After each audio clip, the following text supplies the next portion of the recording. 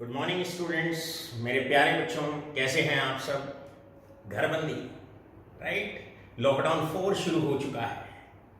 चलिए कोरोना पर ही पहले आज के लेक्चर की कुछ पंक्तियां बोलते हैं और उसके बाद आगे प्रोसीड करते हैं। गौर फरमाइएगा। दर्द सबका एक है मगर हौसले सबके अलग अलग हैं। कोई हताश होके बिखर जाता है तो कोई संघर्ष करके निखर जाता है। हताश नहीं होना है, बिखरना नहीं है, संघर्ष करना है और निखरना है। चलिए आगाज करते हैं lecture number 2 electrochemistry class 12 plus same lecture 11th class के सिलेबस में भी आता है, चैप्टर नंबर 8 रिडॉक्स रिएक्शन। तो आज का लेक्चर हमारा दोनों क्लास के लिए बहुत बहुत इंपॉर्टेंट है, गौर फरमाइएगा। इससे प्रीवियस लेक्चर में हमने पहला lecture redox reaction class 11th same lecture होता है और क्लास 12th इलेक्ट्रोकेमिस्ट्री का हमने अपलोड कर दिया है। आशा करता हूं आप सबने उसको देख लिया होगा। आज के वीडियो में प्रोसीड करने से पहले आप प्रीवियस वीडियो को जरूर देखें। शुरू करते हैं एप्लीकेशन ऑफ रिडॉक्स रिएक्शंस। आज का हमारा जो टॉपिक है ये रिडॉक्स रिएक्शन की एप्लीकेशंस को दर्शाता है। रिडॉक्स रिएक्शन का मतलब होता है a process in which oxidation and reduction both takes place simultaneously। एक वो रिएक्शन जहां पर ऑक्सीडेशन और रिडक्शन दोनों साइमल्टेनियसली होते हैं, ऐसी रिएक्शन को रिडॉक्स रिएक्शन के नाम से पहचाना जाता है। अब अगर ऑक्सीडेशन और रिडक्शन एक ही वेसल में अगर हम कराते हैं तो उसे डायरेक्ट रिडॉक्स रिएक्शन के नाम से पहचाना जाता है, और अगर ऑक्सीडेशन अलग वेसल में कराएं और रिडक्शन अलग वेसल में अगर हम कराएं तो उसको हम इनडायरेक्ट रिडॉक्स रिएक्शन कहते हैं। इनडायरेक्ट रिडॉक्स रिएक्शन की वाइड एप्लीकेशंस हमारी डे टू डे लाइफ में आती हैं। इनडायरेक्ट रिडॉक्स रिएक्शन जिस डिवाइस के अंदर हम कराते हैं उसको हम सेल कहते हैं और उसको हम इलेक्ट्रोकेमिकल सेल के नाम से भी पहचानते हैं। तो मेरे प्यारे बच्चों, शुरुआत करते हैं definition of electrochemical cell. Cell का मतलब एक वो डिवाइस जहां पर हम केमिकल रिएक्शन और इलेक्ट्रिकल एनर्जी दोनों के बीच में जो हमें रिलेशनशिप देता है, या जहां पर हम एक ऐसा प्रोसेस कराते हैं जिस वेसल के अंदर हम ये प्रोसेस कराते हैं उसको सेल कहते हैं। So it is a device which convert the chemical energy into electrical energy. एक वो डिवाइस जो केमिकल एनर्जी को इलेक्ट्रिकल एनर्जी में तब्दील करता है, ऐसे डिवाइस को इलेक्ट्रोकेमिकल सेल के नाम से पहचाना जाएगा। इलेक्ट्रोकेमिकल सेल का दूसरा नाम गैल्वेनिक सेल भी होता है। चलिए शुरुआत करते हैं कैसे हम लैब के अंदर बिजली बना सकते हैं, इलेक्ट्रिकल एनर्जी बना सकते हैं, कैसे हम केमिकल्स की मदद से एक सिंपल सेटअप करके इलेक्ट्रिकल एनर्जी जनरेट कर सकते हैं, छोटे छोटे बल्ब जला सकते हैं। शुरू करते हैं। सबसे पहले आता है कंस्ट्रक्शन, कि ऐसे सेल को कैसे कंस्ट्रक्ट किया जाता है, कैसे इनबिल्ट किया जाता है। मेरे प्यारे बच्चों, सबसे पहले आपने दो सब्सटेंस लेने होते हैं, दो इलेक्ट्रोड आपने लेनी होती है। मान लो दो इलेक्ट्रोड आपने जिंक और कॉपर के लिए हैं। इलेक्ट्रोड का सीधा सा मतलब है दो छोटी छोटी पत्तियां आप लेंगे। ये दो पत्तियां आपने ले ली, एक जिंक है आपके पास, एक आपने कॉपर की पत्ती ले ली यहां से, राइट। अब जिसका रिडक्शन पोटेंशियल कम होता है, जिंक का रिडक्शन पोटेंशियल -0.76, कॉपर का रिडक्शन पोटेंशियल 0.34, जिसका रिडक्शन पोटेंशियल कम होता है उसको एनोड के नाम से पहचाना जाएगा, उसे एनोड माना जाएगा, और जिसका रिडक्शन पोटेंशियल ज्यादा होता है उसे कैथोड के नाम से जाना जाएगा। तो यहां पर ये आपकी एनोड हो जाएगी, जिंक आपकी एनोड हो जाएगी, ये एनोडिक कंपार्टमेंट हो जाएगा आपका, और ये आपका कैथोडिक कंपार्टमेंट हो जाएगा। तो ध्यान रहे, सबसे पहले कंस्ट्रक्शन में आपने क्या क्राइटेरिया कंस्ट्रक्शन का होता है, दो बीकर लिए, दो इलेक्ट्रोड ली, किसको एनोड माना, किसको कैथोड माना। जिसका रिडक्शन पोटेंशियल कम है उसको एनोड मानना है, जिसका रिडक्शन पोटेंशियल ज्यादा है उसको कैथोड मानना है। इसके बाद आपने जिंक, ये दो बीकर आपने लिए हुए हैं, दो इलेक्ट्रोड आपने ली, जिंक को जिंक के सॉल्यूशन में डाल दीजिएगा। मान लो आपने जिंक सल्फेट लिया और जैसे ही आप सॉल्यूशन लेंगे तो वो आयोनाइज हो जाएगा, राइट। यहां पर आपने कॉपर को कॉपर सल्फेट सॉल्यूशन में ले लिया, राइट। ये कॉपर की इलेक्ट्रोड है आपकी, ये जिंक की इलेक्ट्रोड है आपकी। तो सिंपल सी बात है, जिंक को जिंक के सॉल्यूशन में डाला, कॉपर को कॉपर के सॉल्यूशन में डाला। इसके बाद आपने ग्लास की एक यू शेप ट्यूब बनानी है और उसको दोनों सॉल्यूशन में डाल देना है। ग्लास की यू शेप ट्यूब आपने गर्म करके उसको पिघला के मोड़ देना है। यहां पर कॉटन प्लग, इसके बीच में भरा जाएगा सॉल्ट, राइट, जैसे K2SO4 आपने भर दिया। इसको हम सॉल्ट ब्रिज कहेंगे, इसको हम सॉल्ट ब्रिज कहेंगे। सॉल्ट ब्रिज क्यों कह रहे हैं? क्योंकि ये दो कंपार्टमेंट को आपस में जोड़ता है, इसलिए इसको ब्रिज कहेंगे। इसके अंदर सॉल्ट भरा हुआ है, पूरा नाम कहलाएगा सॉल्ट ब्रिज। अब उस नमक के अंदर हम एक केमिकल सब्सटेंस अगर अगर डालते हैं या जेलेटिन वगैरह डाल देते हैं, ताकि आपका जो नमक है वो सेमी सॉलिड फॉर्म में आ जाए, ताकि आपका जो सॉल्ट है वो सेमी सॉलिड फॉर्म में आ जाए। पॉइंट नोट करते रहिएगा किन किन चीजों की आपको आवश्यकता पड़ेगी। अब इसको हम इंटरनल सर्किट के नाम से भी पहचानते हैं, this is also known as internal circuit. अब हम क्या करते हैं, इसके बाद कॉपर वायर से बीच में वोल्टमीटर लगा देंगे और कॉपर वायर से दोनों कंपार्टमेंट को जोड़ देंगे। यानी कि एक बार सारे पॉइंट फटाफट रिकैप करता हूं। दो बीकर लेने हैं, दो मेटल की इलेक्ट्रोड लेनी है, क्लियर है। जो इलेक्ट्रोड है उनको उन्हीं के सॉल्यूशन में डालना है, बीच में सॉल्ट ब्रिज और एक्सटर्नल सर्किट में कॉपर वायर के बीच में हम लगाएंगे वोल्टमीटर। इस प्रकार एक इलेक्ट्रोकेमिकल सेल को इनबिल्ट किया जाता है। यहां पर ये सारे पॉइंट तो कंस्ट्रक्शन में आपने लिखने हैं। बारी आती है, शुरुआत है, सेल काम कैसे करता है, क्या इसके अंदर केमिकल रिएक्शन होती है और किस तरीके से इलेक्ट्रिकल एनर्जी जनरेट करता है। तो शुरू करते हैं second part, that is working of a cell. मेरे प्यारे बच्चों, वर्किंग में आगे प्रोसीड करने से पहले कुछ दो पॉइंट हमेशा याद रखिए। एनोड पे ऑक्सीडेशन होता है, कैथोड पे रिडक्शन होता है। एनोड पे ऑक्सीडेशन, कैथोड पे रिडक्शन। आगे आते हैं दूसरी बात, एनोड पे जब आप रिएक्शन लिखें, एटम से बनेगा आयन और कैथोड पे आयन से बनेगा एटम। बड़ा सिंपल, एनोड पे एटम से आयन बनाना है, कैथोड पे आयन से एटम बनाना है। लिखते हैं anode and cathode reactions. Atom है जिंक, बनेगा जिंक आयन में तब्दील होगा with the loss of 2 electron, right. Oxidation होना है, यहां पर आयन से एटम बनना है। अब आयन से एटम कैसे बनेगा? जब वो 2 इलेक्ट्रॉन गेन करेगा, क्लियर है। यहां से इलेक्ट्रॉन जाएंगे, ये इलेक्ट्रॉन गेन करेगा। इसका मतलब चलते हैं सेल की तरफ। हुआ क्या, यहां से जो जिंक के एटम है, ये जो जिंक की इलेक्ट्रोड है, ये जिंक आयन में तब्दील होगी with the loss of 2 electron. गौर फरमाइएगा, एटम है, आयन में तब्दील होगा। अब यहां से ये जो जिंक आयन है, ये नीचे आना शुरू हो जाएंगे, सॉल्यूशन में आना शुरू हो जाएंगे, सॉल्यूशन में आना शुरू हो जाएंगे। जिंक आयन यहां आना शुरू हो जाएगा। जो इलेक्ट्रॉन है वो वायर के थ्रू इधर जाना शुरू हो जाएंगे। फ्लो ऑफ इलेक्ट्रॉन इधर होना शुरू हो जाएगा। ये इलेक्ट्रॉन छोड़ेगा, ये इलेक्ट्रॉन गेन करेगा। अब गेन कौन कर रहा है इलेक्ट्रॉन को? जो इलेक्ट्रॉन इधर जा रहे हैं, ये बीच में वोल्टमीटर हो गया। गेन कौन करेगा इन्हें? Copper ion. कॉपर आयन कहां पर है? यहां पर है। ये कॉपर आयन ऊपर जाएगा, ये कॉपर आयन सॉल्यूशन से ऊपर जाएगा, 2 इलेक्ट्रॉन गेन करेगा और कॉपर सॉलिड में कन्वर्ट हो जाएगा।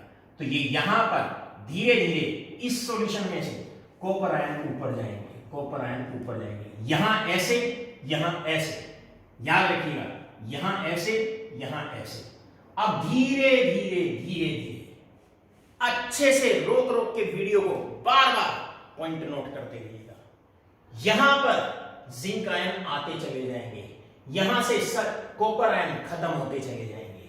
इसका मतलब इस कंपार्टमेंट में केवल सल्फेट आयंस की मात्रा धीरे धीरे बढ़ेगी, इस कंपार्टमेंट में जिंक आयंस की मात्रा धीरे धीरे बढ़ेगी। अगर ये मात्रा बढ़ती रही तो यहां पॉजिटिव चार्ज जनरेट हो जाएगा, यहां पॉजिटिव चार्ज जनरेट हो जाएगा इस कंपार्टमेंट में। यहां सल्फेट आयंस ही बचेंगे तो यहां नेगेटिव चार्ज जनरेट हो जाएगा। अब क्या होगा? अब क्या होगा? पॉजिटिव इलेक्ट्रॉन को जाने से रोकेगा, नेगेटिव, अगर कोई इलेक्ट्रॉन इधर आ भी जाता है तो यहां पर नेगेटिव चार्ज जनरेट हो गया, नेगेटिव, तो वो इसे रिपेल करेगा, फ्लो ऑफ इलेक्ट्रॉन बंद हो जाएगा और अगर फ्लो ऑफ इलेक्ट्रॉन बंद हो जाएगा तो सेल काम करना बंद कर देगा। तो इसके सॉल्यूशन के लिए हम करते क्या है, सॉल्ट ब्रिज अपना कार्य करता है। ये क्या करता है, यहां से जैसे इधर सल्फेट आयन जिंक आयंस की मात्रा बढ़ती है या पॉजिटिव चार्ज जैसे जनरेट होना शुरू होता है, ये इधर सल्फेट आयन भेजना शुरू कर देता है। अब सल्फेट आयन इधर आएंगे, इधर आएंगे, ये सल्फेट आयन इधर आएंगे, तो इधर आएंगे। इससे क्या होगा, ये जो पॉजिटिव चार्ज है ये इसको न्यूट्रलाइज करेगा।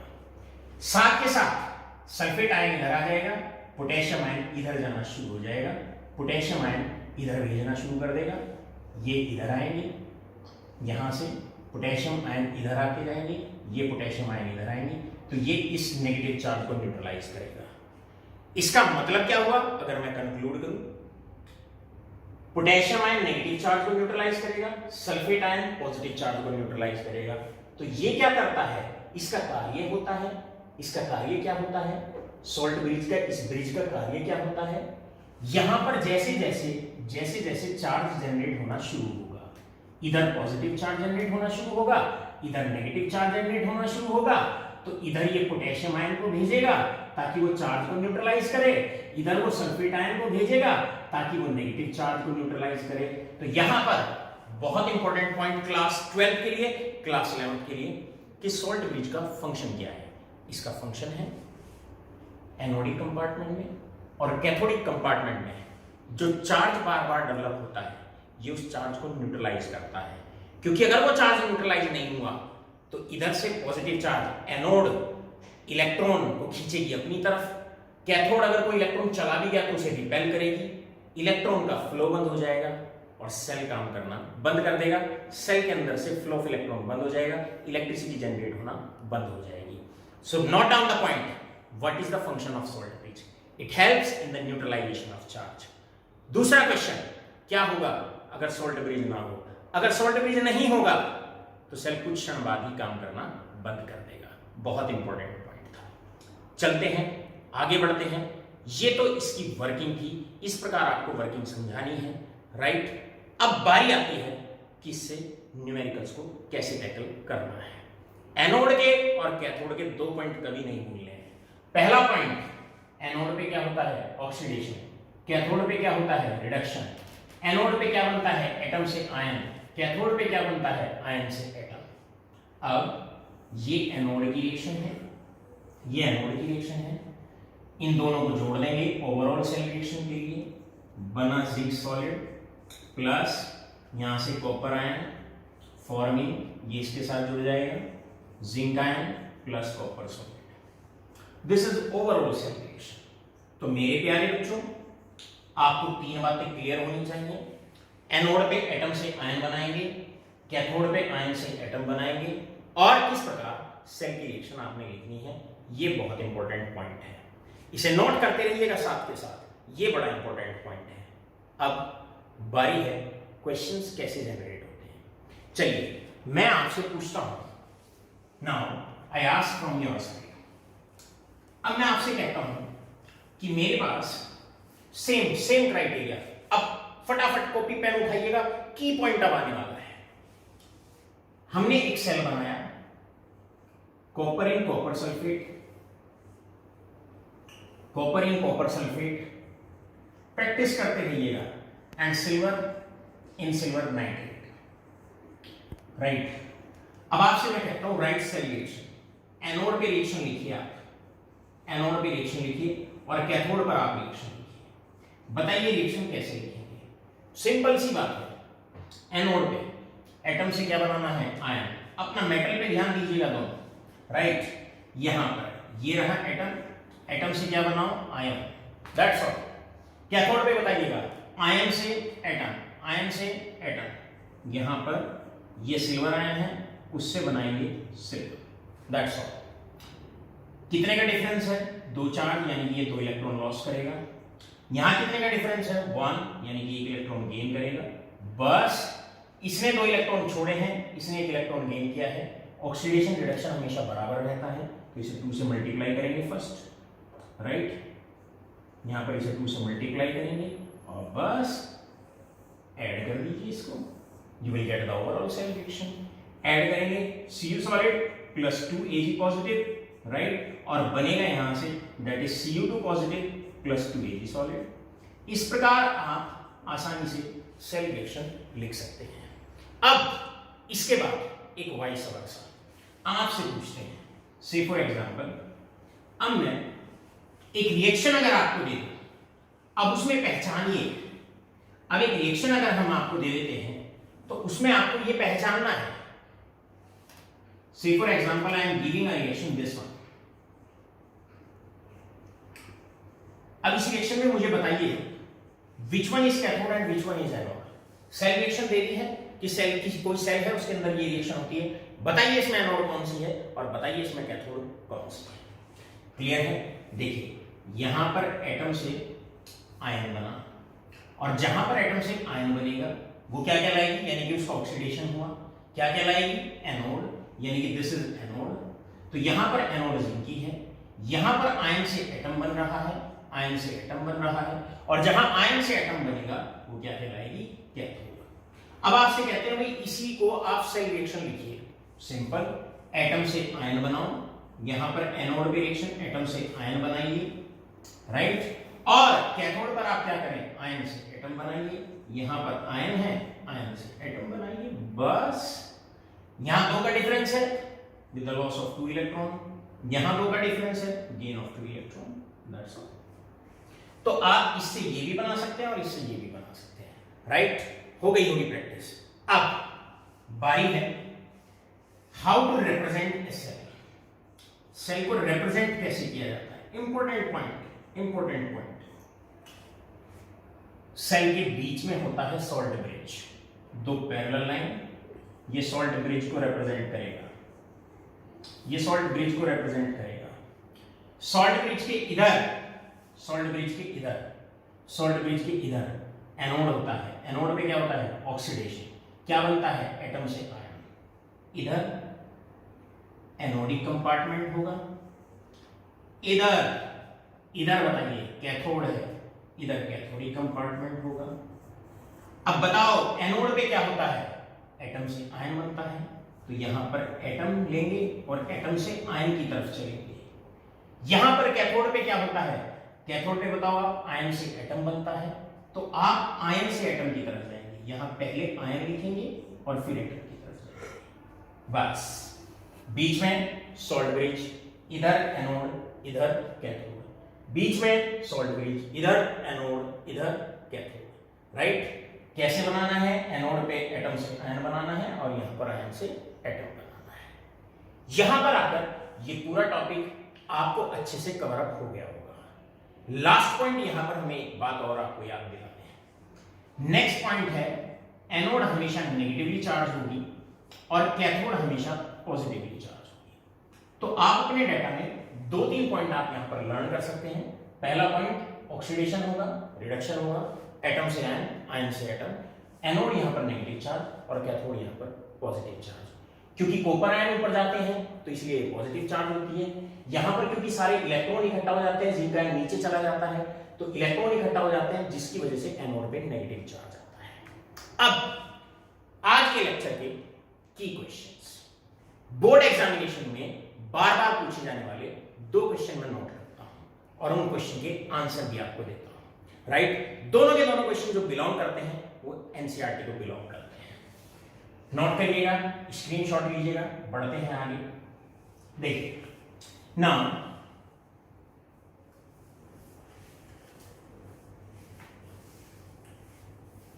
This is NCERT question number 3। NCERT का क्वेश्चन है depict the galvanic cell in which the following reaction takes place। Note करते रहिएगा, in which the following reaction takes place। अब रिएक्शन इसमें होती है zinc solid plus 2Ag positive forming Zn2 positive plus 2 zinc solid 2 silver solid. ये कोई cell है, galvanic cell है जिसमें ये रिएक्शन होती है। फर्स्ट क्वेश्चन, इसका फर्स्ट पार्ट आपसे पूछा जाता है which electrode is negatively charge, which electrode is negatively charge. बताइए, अब आपको भी बताया गया है नेगेटिव चार्ज इलेक्ट्रोड एनोड होती है। कुछ बच्चे सीधा आंसर लिख देते हैं sir anode is negatively charge. भाई हमें नहीं पता कौन सी एनोड है, आप बताओ इसमें कौन सी इलेक्ट्रोड, जिंक की इलेक्ट्रोड पे नेगेटिव चार्ज होगा या सिल्वर की इलेक्ट्रोड पर नेगेटिव चार्ज होगा, ये आपको बताना है। तो यहां पर आप सबसे पहले सेल को देखिए, ये बन रहा है एटम से आयन, और जहां एटम से आयन बनता है वो क्या होती है, एनोड। और एनोड पे कैसा चार्ज होता है, नेगेटिव चार्ज। एनोड पे होता है नेगेटिव चार्ज। आंसर फटाफट zinc electrode. Answer zinc electrode is negatively charge. Question number 2 की तरफ चलते हैं। यहां नोट डाउन करते रहिएगा साथ के साथ। What are the carriers of current? Carriers of current. Cell में करंट कहां पर है भैया, ये रहा कॉपर वायर, इससे चार्ज फ्लो कर रहा है, इससे इलेक्ट्रॉन फ्लो कर रहे हैं। कहने लगे सर इलेक्ट्रिकल एनर्जी, बेटा वोल्टमीटर हटाओ, बल्ब लगाओ, बल्ब जल जाएगा। इसका मतलब एक्सटर्नल सर्किट में इलेक्ट्रॉन जा रहे हैं, electrons are the current carriers. तो कैरियर्स ऑफ करंट क्या है, electrons in external circuit, in external circuit. दूसरा, यहां पर आयंस भी मूव करते हैं, और जहां आयन या इलेक्ट्रॉन मूव करता है ना, चार्ज का फ्लो होता है, तो करंट वहां भी जनरेट होता है। तो इंटरनल सर्किट में आयंस के कारण भी हल्का सा करंट जनरेट होता है। इसके बाद third question, write cell reaction. Write cell reaction. मेरे प्यारे बच्चों, सेल की रिएक्शन लिखनी है, इसका मतलब ये है एनोड पे आपने रिएक्शन। मेरे प्यारे बच्चों, प्रीवियस वीडियो में लेक्चर नंबर 2 इलेक्ट्रोकेमिस्ट्री और रिडॉक्स रिएक्शन 11th क्लास, ये हमारा कॉमन वीडियो चल रहा है। आज मैं कुछ उन क्वेश्चंस पर फोकस करूंगा जो हमने पिछला लेक्चर लिया है, उस पर बेस्ड क्वेश्चंस पे बातचीत होगी। प्रीवियस लेक्चर में आपको इलेक्ट्रोकेमिकल सेल्स पढ़ाए गए हैं, और इलेक्ट्रोकेमिकल सेल्स में आपको बताया गया कि सेल कैसे बिल्टअप होता है, उसकी वर्किंग कैसे होती है, राइट, और सेल को रिप्रेजेंट कैसे किया जाता है। बीच में तो पैरेलल लाइन सॉल्ट ब्रिज को रिप्रेजेंट करती है, इधर एनोडिक कंपार्टमेंट होता है, इधर कैथोडिक कंपार्टमेंट होता है, राइट। सेल को एक बार रिएक्शन लिख देते हैं, अगर रिडॉक्स रिएक्शन है तो वो भी एक सेल रिएक्शन ही कहलाई जाती है, वो सेल का ही रिप्रेजेंटेशन होता है।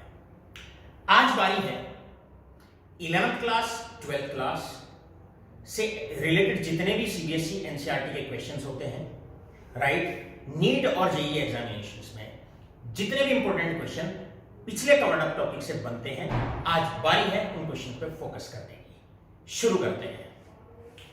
इससे पहले वीडियो शुरू करें, पिछली वीडियो का एक कंक्लूजन मैं आपसे लेता हूं। आपको लास्ट लेक्चर में बताया गया कि सेल, पूरे सेल के क्वेश्चंस को टैकल करने के लिए बस कुछ चंद पॉइंट आप याद रखें, राइट, और सारे क्वेश्चंस बड़े इजीली आपके निकल जाएंगे। बताया गया प्रीवियस लेक्चर में आपको एनोड पे ऑक्सीडेशन होता है, लॉस ऑफ इलेक्ट्रॉन होता है, या ऑक्सीडेशन का मतलब जहां पॉजिटिव चार्ज बढ़ता हो या नेगेटिव घटता हो। एटम से आयन बनता है, और एनोड आपकी नेगेटिवली चार्ज इलेक्ट्रोड कहलाई जाती है। कैथोड पे रिडक्शन होता है, यानी कि गेन ऑफ इलेक्ट्रॉन होता है, या फिर increase in negative charge and decrease in positive charge. Cathode के विषय में बताया गया आयन से एटम बनता है, यहां पर अपोजिट होता है, और ये पॉजिटिवली चार्ज इलेक्ट्रोड होती है। मेरे प्यारे बच्चों, शुरू करते हैं first question. Write the cell reaction and calculate the E not of the cell of the following. Right, हम सबसे पहले पहला क्वेश्चन यहां से उठाते हैं, right, this is the first question. जरा गौर से देखिए, जिंक से जिंक आयन, एटम से आयन बन रहा है, और एटम से आयन कहां बनता है, एनोड पे। तो सीधा आप यहां पर सबसे पहले एनोड, एट एनोड, आप एनोड पे रिएक्शन लिखेंगे, और ये लिखेंगे जिंक से जिंक आयन। और आप लोग जानते हैं क्योंकि यहां पर ऑक्सीडेशन होता है तो लॉस ऑफ इलेक्ट्रॉन होता है। इसके बाद कैथोड की रिएक्शन लिखेंगे, राइट। कैथोड पे क्या है, यहां बन रहा है आयन से एटम, आयन से एटम, और आयन से एटम कहां बनता है, कैथोड पे, राइट। आप लिखेंगे 2 silver ion forming that is 2 Ag solid plus 2 electron. Previous video में किसी टेक्निकल फॉल्ट के कारण हमारा ये क्वेश्चन नोट नहीं हो पाया था, तो साथ के साथ ही जैसे आपने पिछली वीडियो देखी है उसके एंड में सीधा क्वेश्चन ये है, गौर से नोट करते रहिएगा, नोट डाउन करते रहिएगा और प्रैक्टिस करते रहिएगा। So this is the reaction at anode and this is the reaction at cathode. ये एनोड पे रिएक्शन है और ये कैथोड पे रिएक्शन है। तो आधा part write the cell reaction. Cell reaction का मतलब ही होता है एनोड पे रिएक्शन बतानी है और कैथोड पे रिएक्शन बतानी है। ये तो आपने बता दिया। अब आता है second part, calculate E not of the cell. अब आप लोग जानते हैं E not of the cell is equal to, क्या फॉर्मूला होता है, that is E not of cathode minus E not of anode minus E not of anode, right?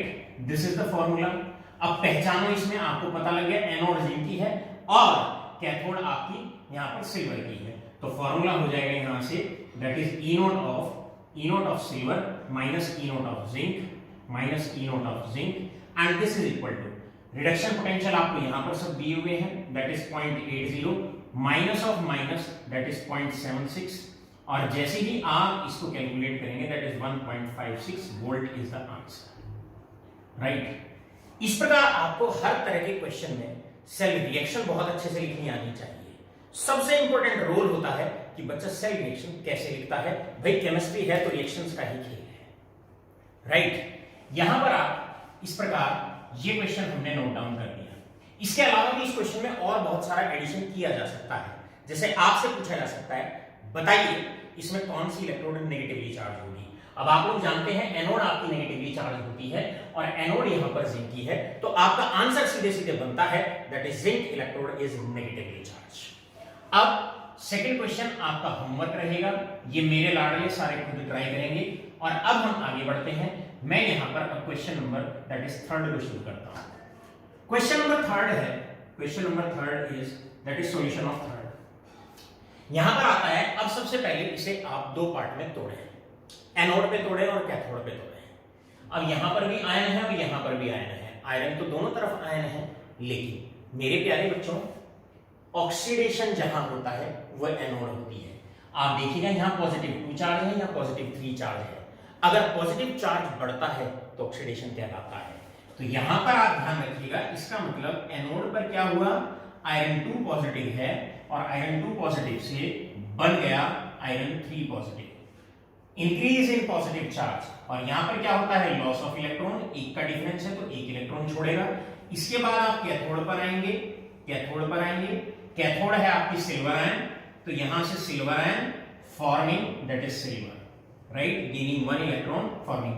एक electron का लॉस है, एक इलेक्ट्रॉन का गेन है, बैलेंस है, यहीं आप इसको छोड़ सकते हैं। Now second part is calculate E not of the cell. E not of the cell is equal to E not of cathode minus E not of anode. अब कैथोड यहां पर सिल्वर की है, right, E not of silver minus E not of iron, right. आप यहां से इन दोनों values को यहां से आप पुट अप करेंगे। सिल्वर का 0.80 वोल्ट और आयरन के लिए दैट इज 0.77 वोल्ट। आप इसे माइनस कर देंगे and you will get the answer. यहां पर सीधा आप 0.80 volt minus 0.77 volt and answer is that is 0.03 volt. This is the answer. इस क्वेश्चन के अतिरिक्त पार्ट में आपसे पूछा जा सकता है, tell the electrode which is positively charge. अब पॉजिटिवली चार्ज जो इलेक्ट्रोड होती है वो कैथोड होती है और कैथोड यहां पर सिल्वर की है, तो silver is positively charge electrode in this case and iron जो फेरस की इलेक्ट्रोड है, आयरन की जो इलेक्ट्रोड है that is negatively charge in this case. मेरे प्यारे बच्चों, अब यहां पर आप ये क्वेश्चन आप लोग खुद ट्राई करेंगे, right. Second part, third part हमने आपको करा दिया है। अब बारी आती है मोस्ट इंपॉर्टेंट क्वेश्चन की। यहां से स्क्रीनशॉट लेते रहिएगा, नोट्स बनाते रहिएगा। याद रहे यहां पर हम सॉल्यूशन डायरेक्ट एनसीईआरटी क्वेश्चंस के सारे एनसीईआरटी बेस्ड क्वेश्चंस हैं, एनसीईआरटी से ही पिकअप किए हुए हैं और इसमें से कुछ क्वेश्चंस का जो बेसिक्स होता है वो नीट और जेईई एग्जामिनेशंस के लिए इंपॉर्टेंट होता है। इसलिए अच्छे से नोट डाउन करिए और ध्यान से सुनते रहिएगा। इसके बाद आगे बढ़ते हैं next. Then we come to the next part. Next part is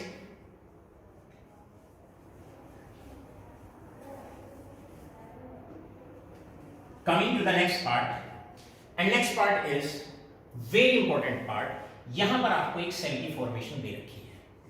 cell की फॉर्मेशन पे मेरे प्यारे बच्चों प्रीवियस लेक्चर में हम न्यूमेरिकल्स इलेक्ट्रोकेमिकल सेल से एसोसिएटेड कर रहे थे और थोड़ा सा कुछ वीडियो में प्रॉब्लम होने के कारण मैं आपको शुरू के 3 क्वेश्चन तो हमने करा दिए थे। स्टार्टिंग के 3 questions we have covered and we were coming on to 4th question.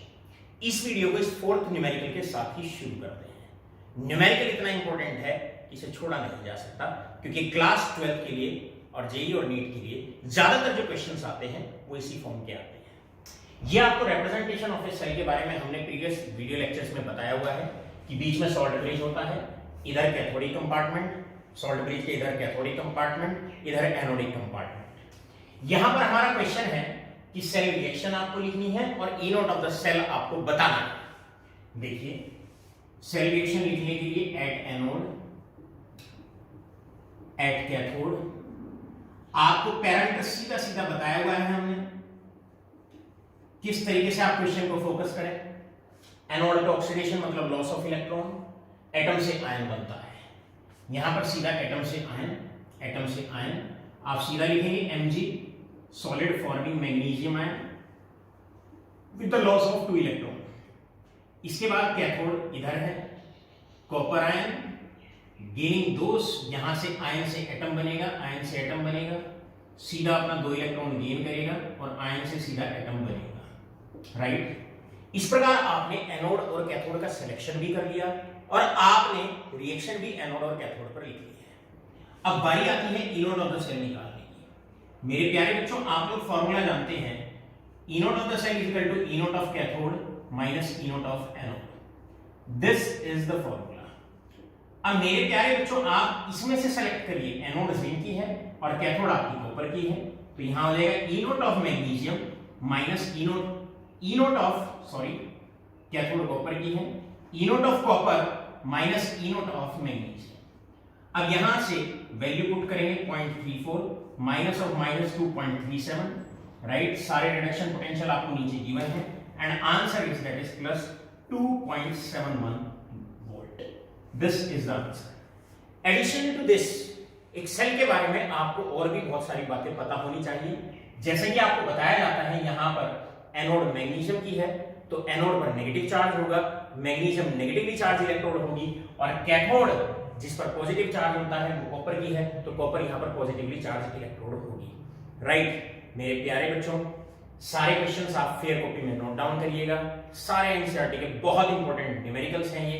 और अब किसी भी फ्रेशर को उठाइए, जितने भी क्वेश्चंस हैं जहां पर आपको सेल रिएक्शन निकालनी है या ई नोट, केवल स्टैंडर्ड ईएमएफ तक अभी हम पहुंचे हैं, E note of the cell आपको निकालना है। आप आसानी से हर रेंज के क्वेश्चन को अब कवर अप कर सकते हैं। मेरे प्यारे बच्चों, आप लोगों से आशा करता हूं कि आप निरंतर परिश्रम करते रहेंगे और बड़े आसानी से अब केमिस्ट्री के न्यूमेरिकल्स आप टैकल कर रहे होंगे। मेरे प्यारे बच्चों, चैनल को सब्सक्राइब कराइए, अपने दोस्तों में खूब बांटिए, राइट, और शेयर करिए वीडियो को, ज्यादा से ज्यादा लाइक करिए, सब्सक्राइब करिए हमारा चैनल। और एक बात, कमेंट देना बिल्कुल ना भूलें। अच्छे अच्छे कमेंट्स आपके आते हैं जिससे वीडियो भी अब जल्दी जल्दी आने लगी है। अगले वाली वीडियो का इंतजार करिए। अगले वाली वीडियो में हम आपको निकालना सिखाएंगे ई ऑफ द सेल कैसे निकाला जाता है। अभी तक आप E note of the cell निकालते हो, standard E note of the cell निकालते हो। अगर स्टैंडर्ड कंडीशन नहीं है तो बने रहिएगा, देखिएगा कि ई ऑफ द सेल अगले वाले वीडियो में हम कैसे निकालते हैं। Thank you, have a good day.